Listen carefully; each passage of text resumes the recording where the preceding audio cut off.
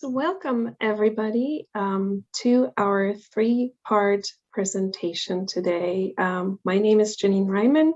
I'm a longtime NIAC resident, mother of two. I'm also a senior scientist in the pharmaceutical industry. And most recently, I'm a graduate student at Bard College to obtain an MBA in sustainability. Like I said, it's a three-part presentation. The first part is health and well-being. The second part, leaf ecology. And the third part is alternative practices in action. So there's a lot of momentum around the topic countrywide as well as statewide. Every major newspaper has reported on the environmental as well as the health and safety impact of landscaping equipment. It's not a radical topic, and today, we want to reshare the facts and also restart a conversation in NIAC. So my part of today's presentation is the health and well-being of our community. And I'm going to start that off with, my personal story. My kids love to talk when they walk, and that's kind of when I get the rub, when I get to know what's really going on. And sometimes when I walk my daughters to school, I can't talk with them because it's so loud, and it's there's so much dust in the air. So we just kind of quickly move along and get to school, and we're a little shaken. And it's a different kind of goodbye. And one might say it's not the end of the world, which is true. But today, I want to create awareness about the multitude of health effects of leaf blowers. And I'm making the case that in addition to the community and environmental impact, this is a workers' health and safety as well as a social justice issue. So this illustration that I just pulled up is first and foremost shows kind of the complexities of leaf blowers' impact on people, communities, and the planet. Leaf blower emissions in yellow are linked to a multitude of effects on the worker, as well as air pollution for the community, as well as global warming for the planet. The emissions are, CO2, so carbon dioxide, carbon monoxide, nitrogen oxide, and then also hydrocarbons or volatile organic compounds, and as well as particulate matter that's blown up, airborne dust, pesticides, allergens, fecal matter, etc. And then there's the noise pollution, and then also we have the toxic waste spills. So that's all part of this illustration. I guess the bottom line is really when leaf blowers are blown to push leaves around, everyone pays a price for it. And that's what I'm going to go into a little bit further in this presentation. Really, it's just to put it into perspective, it is big business and it has a big impact. The annual sales of leaf blowers are like 2 million. There's 2 million leaf blowers sold annually. Big market size, and generally there are about 12 million leaf blowers in 2018 all around the country, with a pretty big growth rate per year. So it is a really big impact. In more detail on the measurable health outcomes that have been reported also by OSHA are nausea and headaches. There's lung damage, spinal and nerve damage from carrying the big heavy backpacks, often 8 to 12 hours a day. Permanent hearing loss if the Hearing protection is not worn, which, you know, I often do observe that, and it hurts me.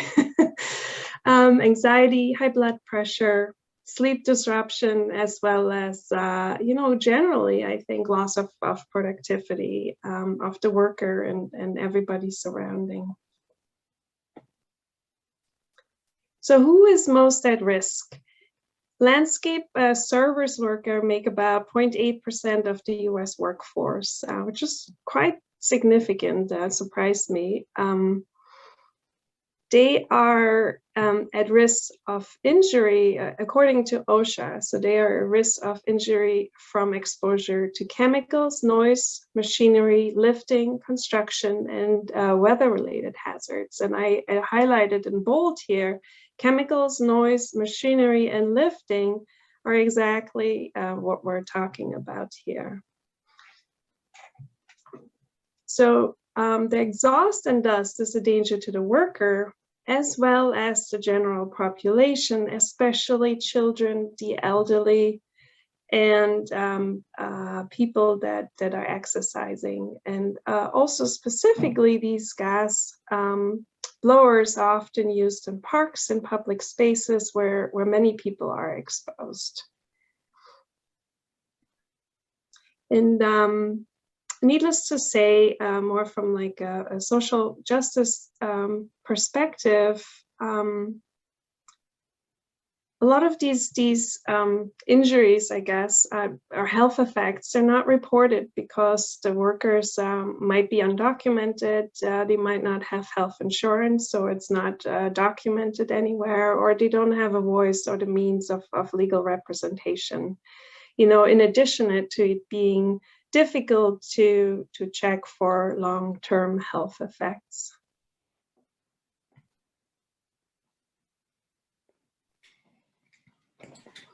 So looking at the air quality impact a little bit closer, so something is in the air.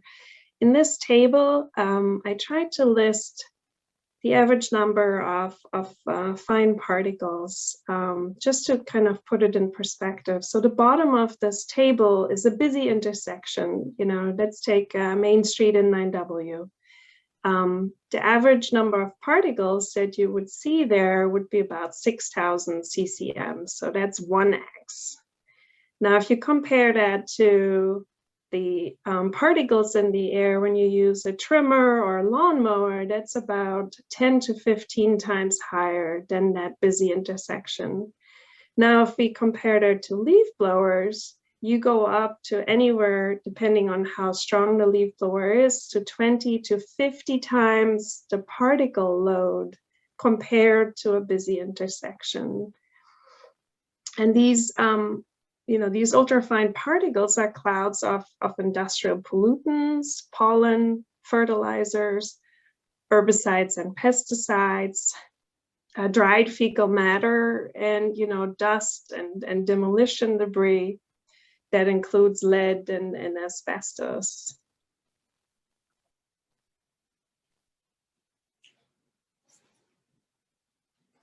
Now, talking about the extreme noise and putting that into perspective, in this graph, you can see that anywhere on the 90 to about 115 decibel scales, that's where leaf blowers fall. That's kind of the yellow to orange section. And so if you are exposed to that noise for 2 hours without any hearing protection, that will cause some very serious hearing loss. So that is why leaf blower operators are required to wear hearing PPE. You know, but what about everybody else and animals and humans around? The noise also travels a very long distance, and it penetrates windows due to its strong low frequency content. So just as a visual,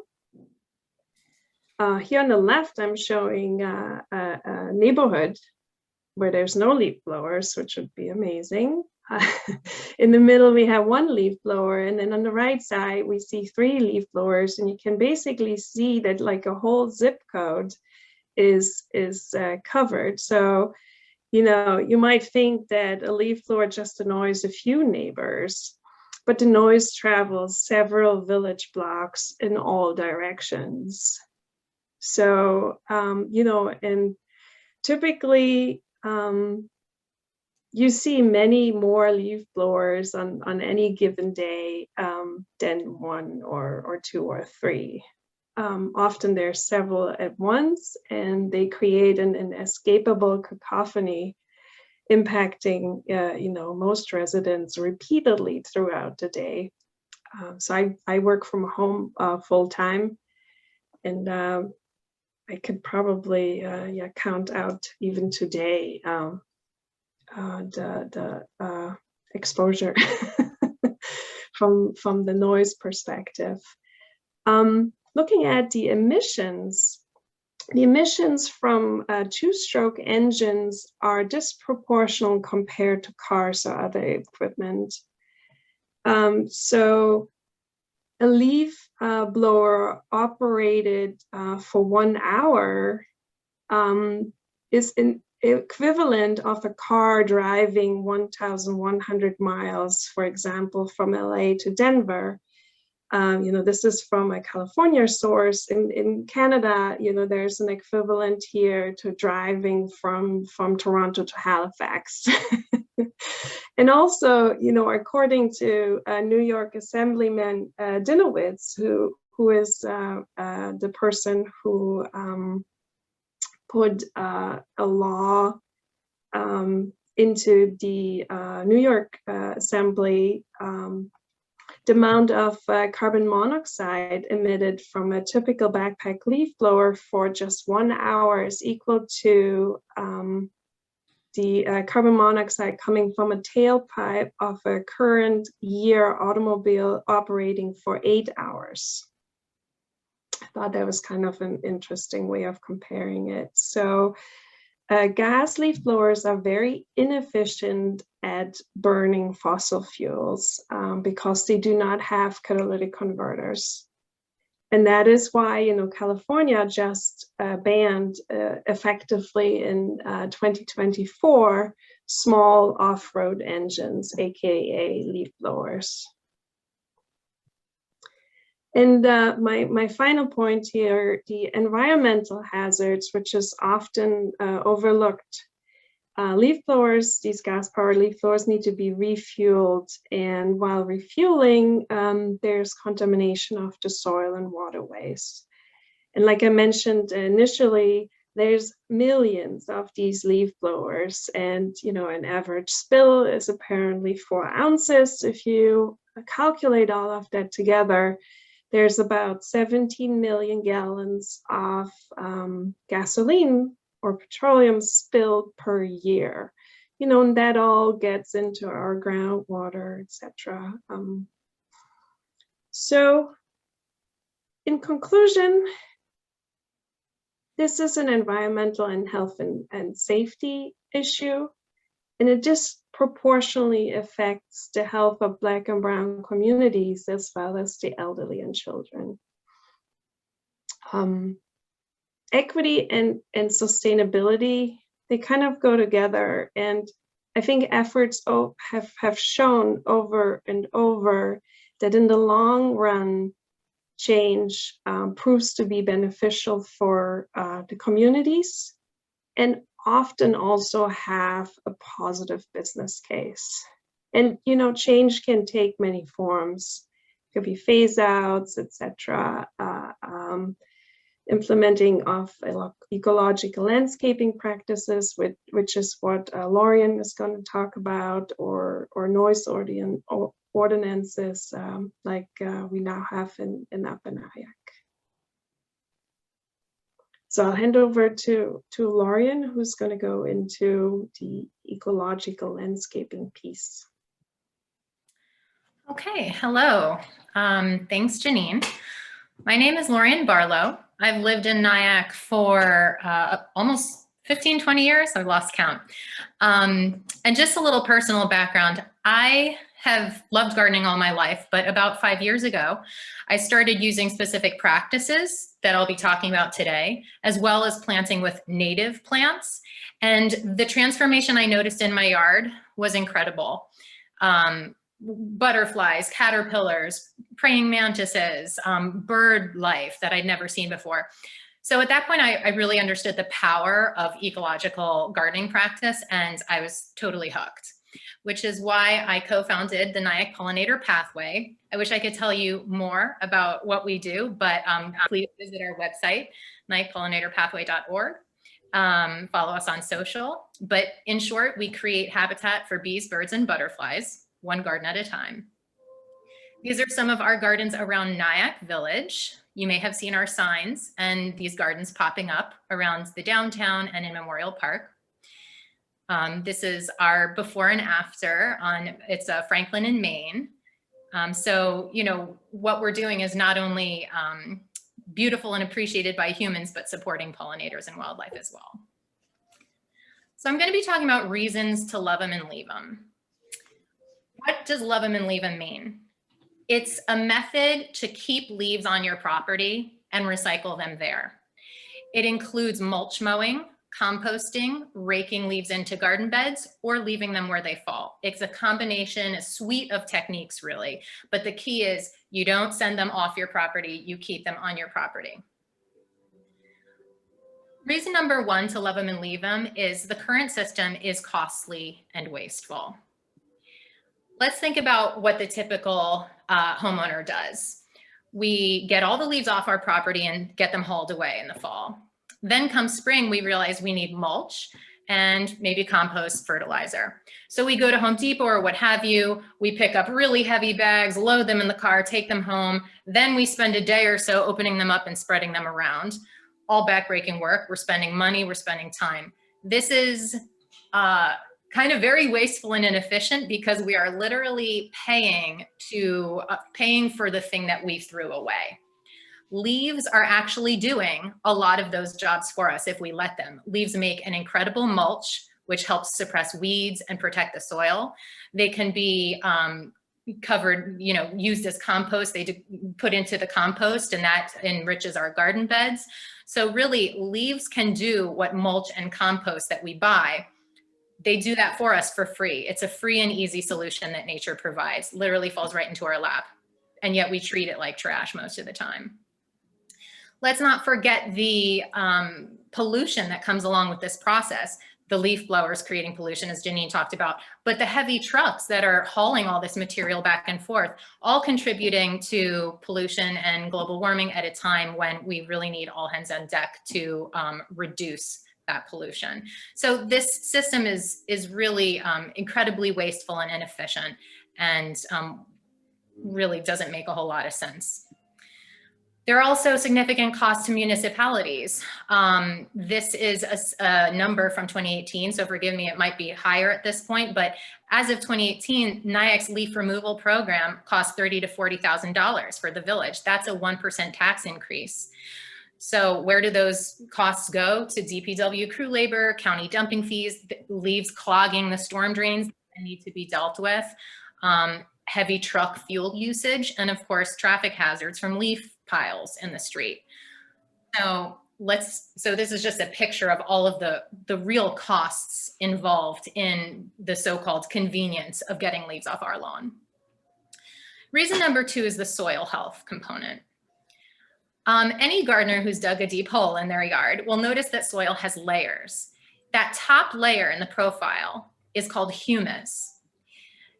Humus is the most fertile layer of soil. It's really where all the good biological activity happens. And it's incredibly thin, only 2 inches thick.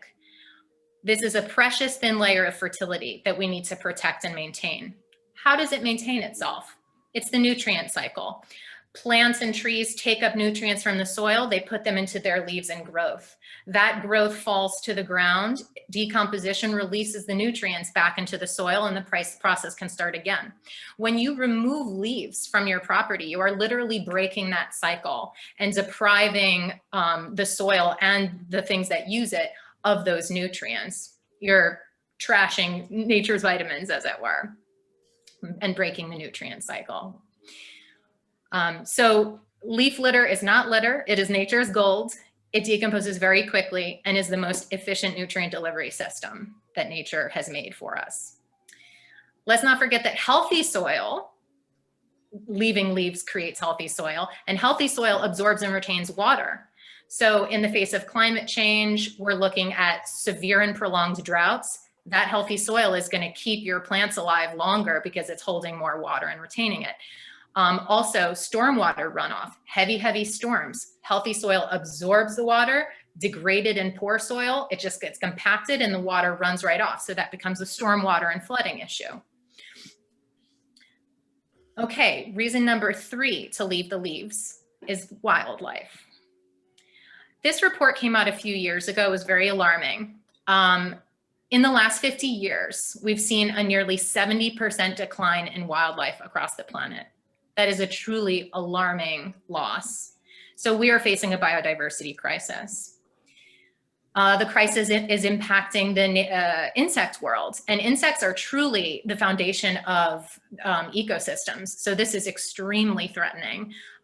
Look at pollinators, bees, for example, almost a 50% decline in the last decade. So it's really an all hands on deck moment for facing the biodiversity crisis. What is driving the crisis? Many things, but habitat loss is a major factor. 90% of indigenous forests in the US have been lost. Over half of the US is now cities and suburbs. Nearly half is used for agriculture, which leaves only 12% as protected or managed wilderness. So wildlife is really running out of places to go. And so the paradigm shift that's needed is really to look at our human habitat and figure out how can we coexist here and share this habitat as much as possible in the smallest of ways with the wildlife that need it. There's a wonderful revolution, in fact, happening in the gardening and landscaping world. These are some really wonderful books that I recommend if you're interested and want to delve deeper into this. But the bottom line is gardeners and how we live on our yards can really have a huge impact. So what does leaf litter have to do with wildlife? Well, leaf litter is home to lots of critters. They're tiny and not so cute, but they are very important because they are helping that leaf litter break down. And they're also enriching the soil and providing food for larger creatures. So if you look at the inset there, the location of the soil food web, the food web as we know it really starts in the soil. And where does it start? In that top layer of humus that we talked about, that very fragile layer. That's where all of the leaf litter critters live, and they're feeding larger critters and on up the food chain. So this is not only, leaf litter literally is not only supportive of a growing food web to more and more charismatic mammals that might come to our yard and interesting insects like dragonflies, but it's, sorry, I heard someone. But it's also just a really exciting transformation to watch. It really brings a lot of life into the yard. If you're a gardener, you will love that transformation. Birds really need leaf litter to survive the winter. You'll see them scratching out in the snow. What are they doing? They're scratching off the leaf cover to find the tasty little insects who are hiding underneath. Many pollinators, bees, butterflies, moths use that leaf litter for hibernation and overwintering. It's nature's blanket, if you will, and they really do need it to survive the winter. Reason number 4 to love them and leave them is that it dovetails with other best practices. For instance, compost. Compost is a great place to put your leaves. Instead of sending them off property, put them in your compost. Composting is a really important practice overall. 50% of municipal waste is compostable. 20% of that is our own food scraps. We can return them back into the soil. We can use them in compost for our own gardens. But importantly, it keeps that food waste out of the landfill. When food waste decomposes anaerobically buried in a landfill, it produces methane gas. And methane is a 10 times more powerful greenhouse gas than CO2. So this has climate implications as well. Reducing your lawn. This is another best practice we love to talk about at Pollinator Pathway, and it goes hand in hand with love 'em and leave 'em. I'm not saying eliminate lawn. Lawns have their place. My husband plays badminton and loves to have lawn space to do so. So we compromise because I love gardens and he loves lawns. I love gardens. But be intentional about your lawn size. You know, how much do you need, and find what's enough. It's important to remember that lawns do not support wildlife. They're basically ecological dead zones. So keep that in mind. And the more lawn you have means the more mowing, the more leaf management, sometimes the more watering, the more fertilizer. So it's resource intensive in many cases. And if you use mulch mowing as a technique, which Joel will talk more about, the lawns you do have will benefit from mulch mowing. And for those of you who are worried, okay, I dig up my lawn, what do I put there? I don't want a high maintenance garden. Night Pollinator Pathway can help you with this, but there's lots of low maintenance native perennials that will do the job really beautifully and beautify your yard and support and create habitat for pollinators and wildlife. And of course, the plus of having more garden beds is it's more room to leave your leaves. So you can rake all those leaves in the fall and use them as mulch and cover for your garden beds, and they will thank you for it. Another best practice is brush piles. They don't get enough credit, in my opinion. Brush piles are incredibly convenient for homeowners to have. You put them in a corner of your property where they're sort of out of sight or behind a shed. Brush pile is basically a pile of twigs, leaves, debris that, you know, falls from the trees or whatever. It's so convenient to have. You find things in your yard, you throw it on the brush pile. It breaks down over time, so they won't keep growing and growing. They do decompose and break down, and they're excellent for wildlife. Again, birds love this. You'll see a lot of, especially wrens in your yard, and insectivorous birds that love poking around there and finding food. And it's another great place to leave your leaves, right? Excess leaves stay on your property, go into the brush pile. You could consider leaving your leaves and everything else, like your standing perennials, leave them alone until spring. Why? It creates shelter and habitat for wildlife, and it also really provides a lot of visual interest in your yard. I mean, I find actually the colors and the structures and textures beautiful to look at over winter, more beautiful than, you know, a shorn, bare landscape. Oops, sorry. And lastly, you know, leaving things alone, it doesn't work for every yard and not for everybody, but do consider if there's at least a piece of your yard that you can let stand over winter and leave undisturbed, because nature really needs those spaces. If you're worried about what neighbors might say walking by and noticing that you've got some leaves on your lawn, do consider signage. You know, I think this is a great way to let people know this is intentional. I'm doing this for a reason, and to raise awareness about the importance of doing it. And that signage is something that Night Pollinator Pathways is working on as well. It's creating signage for folks. So just to recap, reasons to love them and leave them. The current system is costly and wasteful. Leaves make healthier soil, they're better for wildlife, and it dovetails with other best practices. And here I will hand it to Joel, who will be talking about those practices and what they look like in action. All right, just give me a minute to do my screen sharing.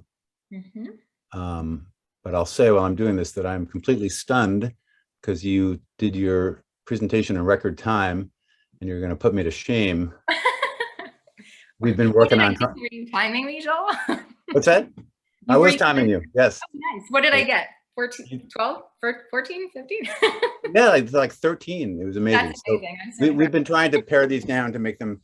Yeah, we want to get to the good discussion and conversation for y'all, because I know you have questions and comments. But Joel has. So I apologize. I'm going to talk a little on the fast side. To get through it. I might decide to skip a couple of things. I can't see your slide yet. Oh, you can't see it? I can see it, Joel. I can see it. But Oh, you can? Okay. Yeah. Just see my, okay. I can see it also. Okay. You see another one now? Yes. Yeah. Okay. Okay. So I'm Joel Newton, 13-year resident of South Nyack. I'm a musician, nature lover, environmentalist. My kids are musicians, and I bring that up because of a little anecdote that I'll tell as a good example of partly why I'm so passionate about this topic. My daughter during COVID had to record herself playing viola as part of a all county orchestra performance. It's usually done live and is very fun and exciting. But during COVID, they had to record it. And if you're a musician, you know that recording is hard. It makes you very self-conscious. And for a 10-year-old, it was particularly stressful. And she had been practicing for weeks and putting off the recording. And finally, we had a day to record it. And she set up her computer and got all the angles right and practiced a few more times. And we basically earmarked 3 hours for this recording. And you can probably imagine where this is going. Suddenly, we hear the wail of a leaf blower, and I run outside thinking it's a neighbor and I can intervene and get them to hold off. And then I heard another and another, and there was nothing I could do. Went back inside. All the windows were shut. It didn't matter. It was completely impossible to record inside anywhere in the house without spoiling the recording. And that it struck me then that this is not, when people talk about the nuisance part of or quality of life part of leaf blowers, it is that, but when it becomes an actual concrete, more than just a nuisance, but kind of a concrete interruption or almost canceling of something you wanted to do, it really hits home that, wow, this is impactful. Like we can't do what we set out to do today because of these leaf blowers. So with that upbeat note, let me get started. I'm going to cover alternatives in practice, tools, and techniques. And give me a second to rearrange here we go. Okay, so we want to get rid of, so with the assumption that we want to not see gas leaf blowers, we're left, we think, with two basic categories, and they can be combined in different ways. Love them and leave them, which Lauren talked about, and judicious use of electric equipment. And they can be used in different combinations. They're used in tandem. I'll collectively refer to them as sustainable landscaping. And as you will see, it's practical, it's affordable, it's becoming increasingly popular with homeowners and landscapers all across the country. Okay, so here is, I'm going to talk about electric equipment. This is a representation of most of the standard lawn tools. You think of big lawn mowers, small lawn mowers, trimmers, blowers, chainsaw, a big heavy backpack leaf blower. In the lower left, all the parts of your body that will benefit from electric as opposed to two-stroke, in particular, or gas tools. Your lungs, your ears, your nose. You're not going to have the fumes, the noise, the pollutants. So while two-stroke gas blowers that we've been talking about are the noisiest and most polluting, all gas landscaping equipment is dirty and increasingly replaceable with electric. It's just like with cars and the EV market taking off, but even faster. There's a longtime environmental educator turned electric and organic landscaper named Jeff Korjulak, who you're going to be hearing about. And hopefully we're going to be meeting him over here in Nyack sometime soon. He's the owner of Organic Ways and Means in Connecticut, a sustainable landscaping company. And he says, part of what I love to do is demonstrate my equipment to other landscapers. Most are dubious until about 30 seconds into my demo when they see that their fears about insufficient power are just wrong. It blows their minds when they see that I service properties of all sizes with all electric equipment, and that my crew can run the equipment all day with one rotation of batteries. I will note that part of the sustainable landscaping movement involves not wanting to see any leaf blowers used, even electric, since they can damage soil, like Lorian talked about, and all the life it supports. They still make some noise. And importantly, there is an environmental toll to the batteries and the extraction of the chemicals and the recycling. It's not a perfect process. Hopefully it's going to improve. But it's not a deal breaker, just to say that there are reasons that you might want to avoid even electric blowers. So we'll discuss that, but for now we'll accept electric blowers. They're limited and careful use as consistent with sustainable landscaping, and overall much less harmful than gas leaf blowers. This is just kind of a rough matchup across the power and price spectrum of gas versus electric. And the bottom line is, historically, and you'll still hear a lot of people kind of pushing back and saying this today, that there's a prohibitive difference, that the electric isn't as, it's too expensive and it's not as powerful. And without getting into too many details, our opinion is that right through today, I mean, it almost changes every couple of months, it seems, when you read the reviews, that just isn't true anymore.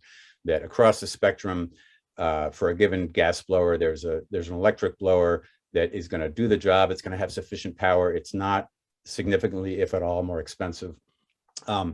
One area where you might run into more expense with an electric blower that could require a little bit of kind of an additional cost output when you make the transition is that if you need a long run time on the electric leaf blower, if you have to be able to run continuously for 30 or 45 minutes or an hour, you might need a rotation of batteries, and batteries cost some money. So you might have to lay out a couple of hundred or a few $100s for a rotation of batteries, which is not going to be prohibitive for a lot of landscapers, but it's nothing to sneeze at necessarily when you're looking at a big operation. But there are three things that can offset that cost.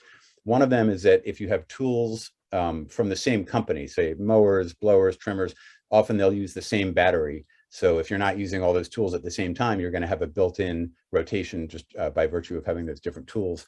Number two, as soon as you give up, and this is really important, you're going to be hearing multiple references to this. As soon as you give up two-stroke gas leaf blowers, you're giving up the need for oil and gasoline and maintenance. And all those things are a pain, they take time, and they're expensive. I've heard this firsthand from landscapers. You're not just buying the thing, you have to pay for the fuel and the maintenance. So as soon as you give that up, you're automatically ahead of the game, and you're well positioned to with your electric then to have a substantial and pretty quick return on your investment, even if you have to buy some batteries. And the last reason that the battery or the purchase extra cost might be offset is that and I'll get into the details of this, but when you really start to understand Loveman, understand that at its essence as a lawn care or leaf management practice, it's all about efficiency. It's about getting the job done more efficiently. So for a given job, you're not going to need to have lots of runtime for what is traditionally done with over the course of an hour with a gas leaf blower. When you use the various techniques of love 'em and leave 'em, you might get the job done in 20 minutes. And it's also a lot less power intensive for reasons we're talking about. So you're actually not going to need as much power, as much time running the battery. So you might not, that might reduce the battery expenditure. Anyway, the bottom line is electric is affordable and powerful. And you're going to see, I'll talk about some landscapers that show that that's really the case. Another neat piece of equipment are lawn sweepers. They're mechanical. You can push them or you can tow them. And that guy, Jeff Kordulak in Connecticut, is a big proponent. He just sent me these pictures yesterday or 2 days ago. I got in touch with him and said he had just done this lawn. And I love this because when you look at the after on the right, I think a lot of people would look at that and say, yeah, that's what a lawn should look like. It's clean, it's been mowed, all the leaves are gone, but they weren't hauled off. There was no gas used on this. They were just mulched with this electric mower and with this sweeper behind it. And it's just kind of magic. It makes everything go away. If you want that look, you can get the completely clean look. Okay. Gas leaf blowers in the summer. This slide's just kind of an emotional one to vent a little bit. I think hopefully you'll all relate that in the summer, we'll argue that there's really no need for gas leaf blowers. I mean, arguably really none at all. And in the hot, humid air, that those fumes are particularly nasty. They hang in the air for hours.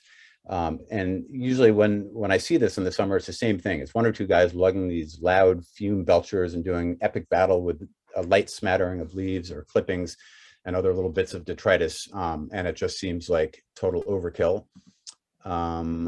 Just checking the chat. Okay. Someone liked the sad face. Good. But we're going to get to some happy faces.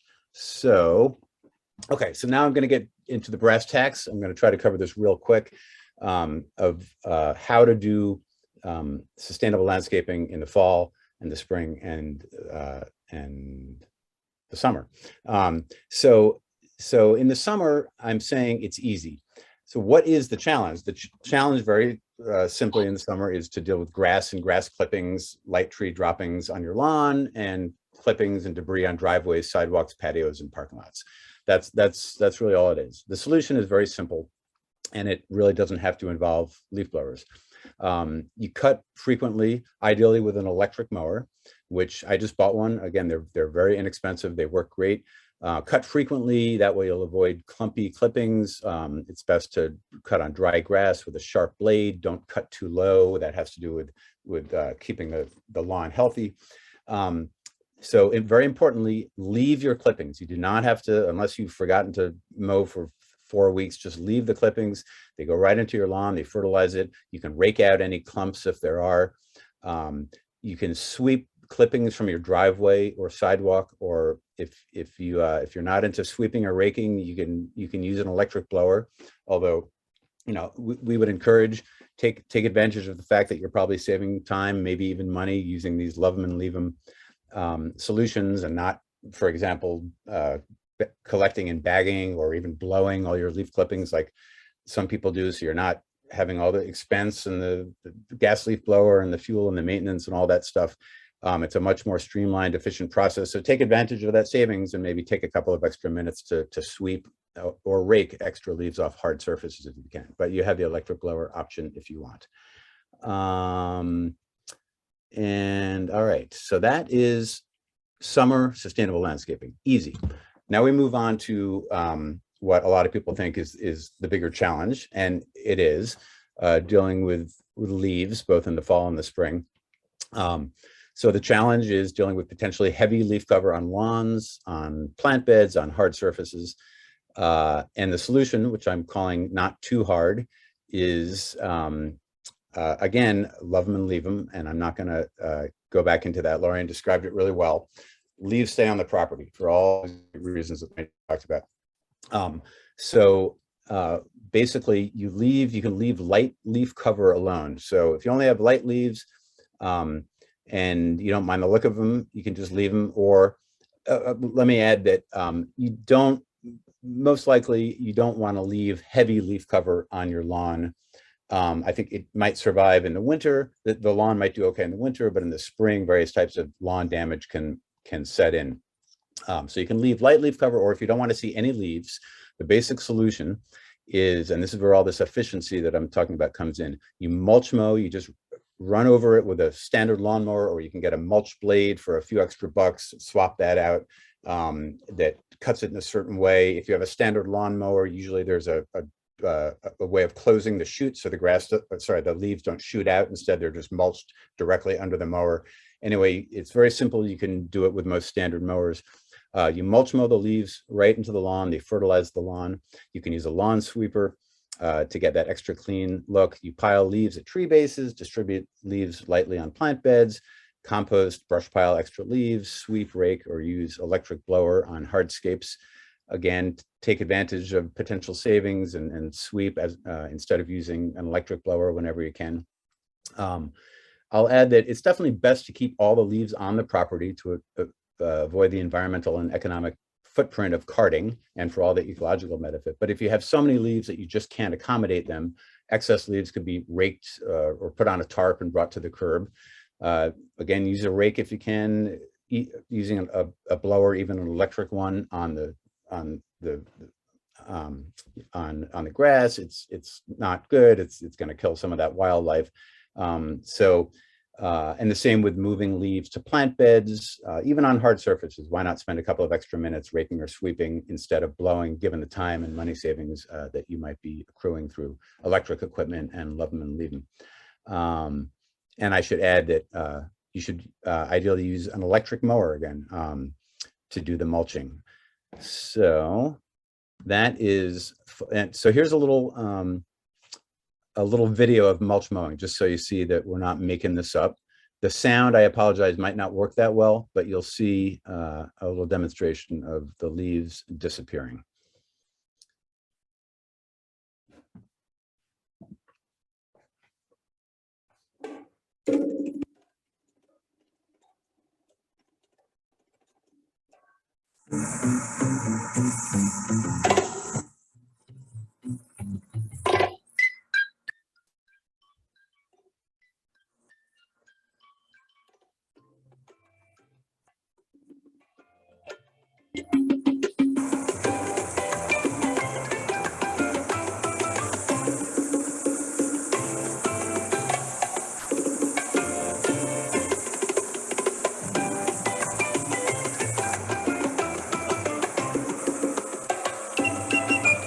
All right, I'll stop it there. You can see them raking leaves into the plant beds. You also see them using a blower, which is bad. So we'll pretend you didn't see that part of it. I'm also just want to reinforce what Lorianne said earlier about the fact that this is for if you want to have a lawn and not see a lot of leaves on it. But we definitely encourage you also to look for parts of your property that can not be a lawn and not require this and accommodate leaves and have plants and all that great stuff that supports wildlife. Also worth noting, Joel, that you don't, if you mulch mow, you can just leave the shreds right in place. They disappear very quickly. They fall into the grass and they decompose very quickly. So you can mulch mow and just leave it. You don't have to rake or blow after that. Absolutely, yeah.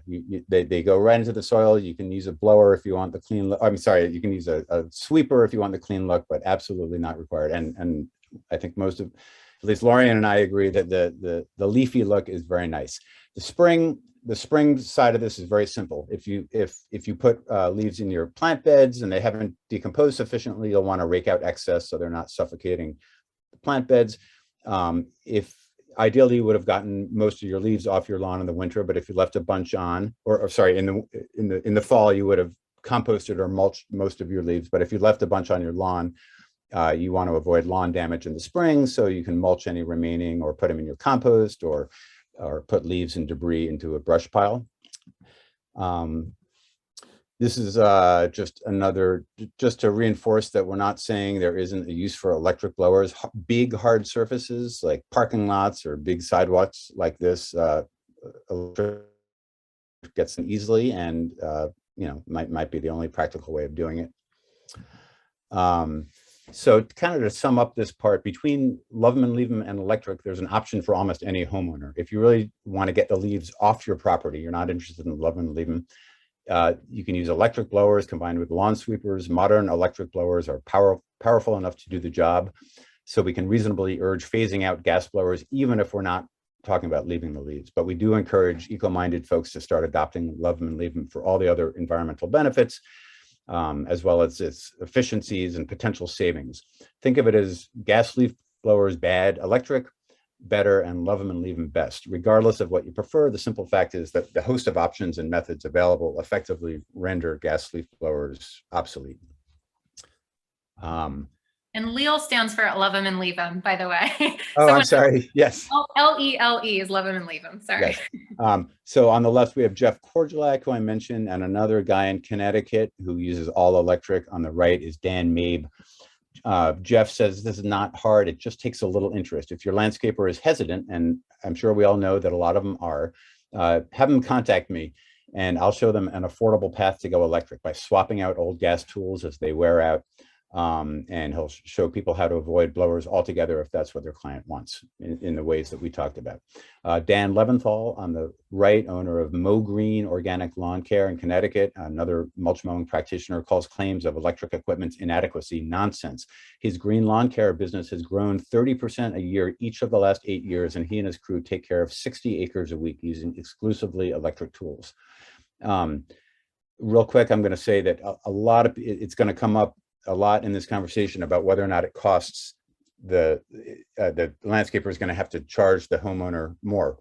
It's a really good question. There's no simple answer. Jeff says he does not charge more since he's made this transition. I've heard at least one other landscaper say that. Some others say that it depends. Sometimes they have to. I think this is kind of in flux, and it's going to evolve as these practices develop. The market continues to change. More and more landscapers adopt and learn how to use this equipment. Prices might continue to fall. So I think overall the situation looks pretty good in terms of costs. This is another cool example of the landscaping industry stepping out in front of the trend. Landscaper Dan Mabe is founder of American Green Zone Alliance, and he started a green zone certification program. His clients include municipalities, state parks, school districts, libraries, residences. He's even talking to vineyards, hospitals, cemeteries. And he's developed methods to take inventories and quantify the impacts and report on the health and environmental benefits of these practices.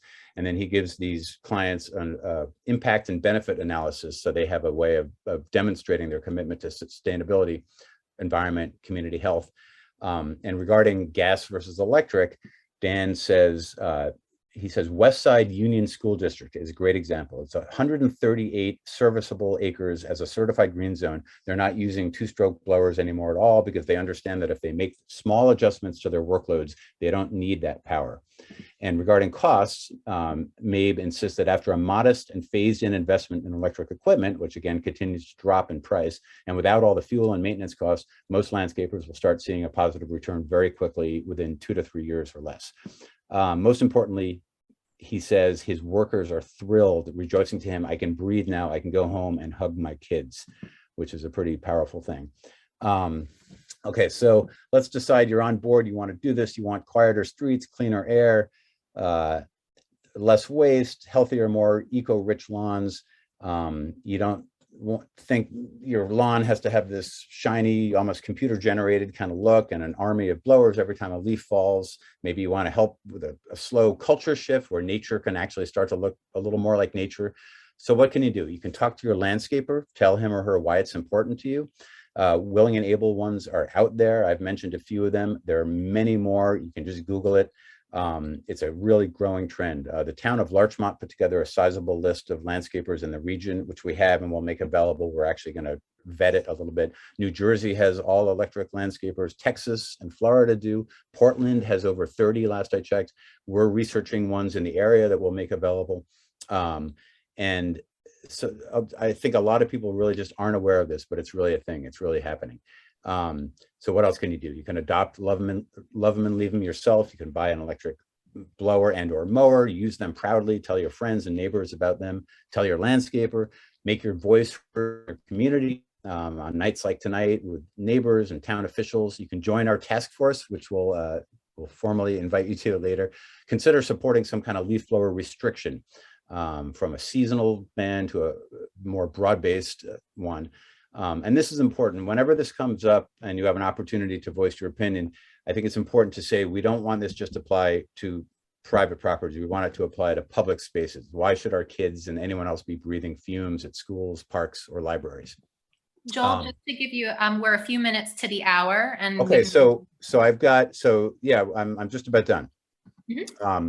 Give me 2 minutes. To let people know, so that yeah. Stick around for discussion. Yeah, we're almost done. So just so you know, we're not operating in a vacuum. There's a big history of change. In Nyack alone, we had a resolution in 2015 to promote sustainable leaf practices. Well, just to back up, restrictions are going on from Westchester to California. So we've got things going on in Nyack. During COVID in Nyack, there was a temporary ban. And I guess it was lifted, but many of us still work from home and have always worked from home. Our children continue to play in our neighborhoods. We have retired seniors, gig workers, many other people for whom gas leaf blowers have always been a nuisance, if not an outright health risk. So with or without lockdown. So why not make this change permanent? California just restricted two-stroke sales engines statewide. New York, very importantly, is considering doing something very similar. So we're going to keep our eye on a New York State restriction of some kind. These restrictions can take many forms. Upper Nyack just did a noise ordinance-based ban. there's a lot of momentum. All these towns around us have enacted some kind of restriction in recent years. 100 towns and cities in 15 states have taken some kind of action. We've been in touch with a lot of these people, and we're learning from their progress. They're proving that positive change can happen, and we can do it too. So the final slide is just showing, credit goes to Lorian for this one, a nice little roundup. I calculated there's a 400% more advantages to sustainable landscaping and electric tools than using gas leaf blowers. So I'm not going to go through the whole list, but you can look at it, and this is just kind of summarizing all the ways in which it's affordable, practical, good for the environment, good for health, good for quality of life, and it's not leaving anyone in the dust. Anything we do, anything we advocate is going to take all landscapers' needs into account, and our experience from talking to all the landscapers we have is that this will benefit them and their workers as much as anyone else. So that ends my part of the presentation and the whole presentation. So we're going to open it up to conversation, and I'll just say that there'll be a follow-up email in the next coming days. We're going to have a recording of this and the slides, and we're going to have some resource links that we'll send out to you. So if Rosemary's still here, I'll let her talk about the conversation, or people can just start asking questions in the chat or